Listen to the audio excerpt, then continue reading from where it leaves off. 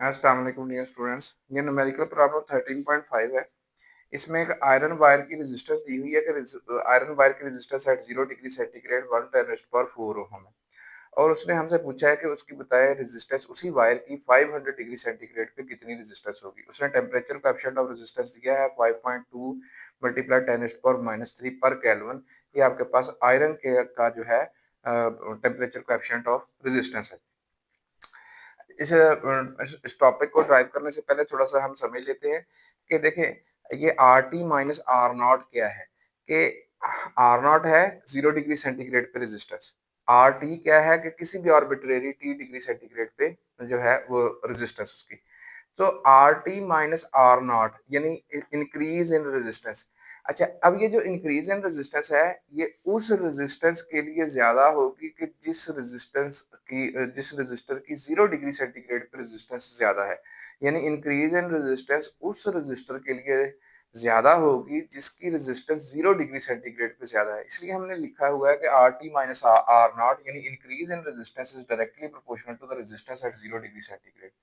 अच्छा, दूसरी बात ये कि जितना टेम्परेचर में हम चेंज ज़्यादा लेके आएँगे, उतनी आपके पास जो है वो रेजिस्टेंस भी में चेंज भी ज़्यादा आएगी। अच्छा, अब यहाँ पे इसी चीज़ को मैथमेटिकली जो है RT माइनस R नॉट यानी increase in resistance is directly proportional to increase in temperature.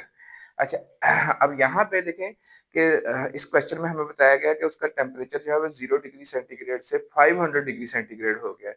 अच्छा, अब अगर केल्विन में चेंज की बात करेंगे ना तो एग्जैक्टली केल्विन में चेंज भी उसमें 500 केल्विन की आएगी।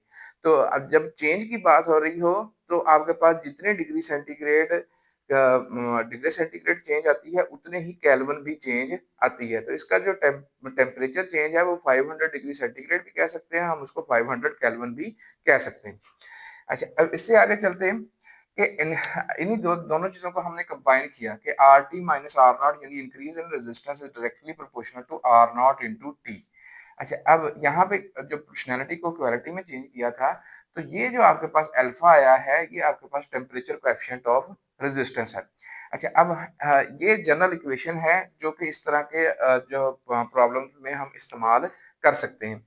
अच्छा, अब यहाँ पे हमारा मकसद जो है resistance at T degree centigrade यानी रेजिस्टेंस एट 500 डिग्री सेंटीग्रेड हमने ये फाइंड करना है। तो ये जो माइनस आर नॉट है हमने दूसरी साइड पे जाके उसको प्लस कर दिया। अब यहाँ पे आर नॉट जो है वो हम कॉमन ले सकते हैं, हमने कॉमन ले लिया। अंदर आपके पास ब्रैकेट में आ गया 1 प्लस अल्फा इंटू टी।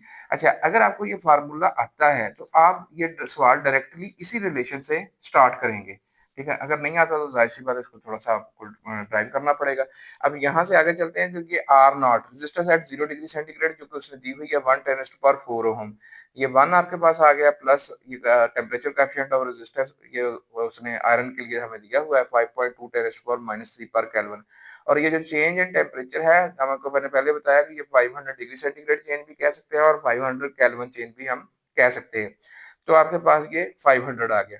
तो हमने जब इसको कैलकुलेट किया इतने हिस्से को, इसका आंसर आया 2.6 और ये +1 आपके पास 3.6 10 टू पावर 4 ओहम इसकी रेजिस्टेंस होगी 500 डिग्री सेंटीग्रेड टेम्परेचर होने पे। Hopefully answer the question. फिर मिलते हैं नेक्स्ट न्यूमेरिकल प्रॉब्लम के साथ।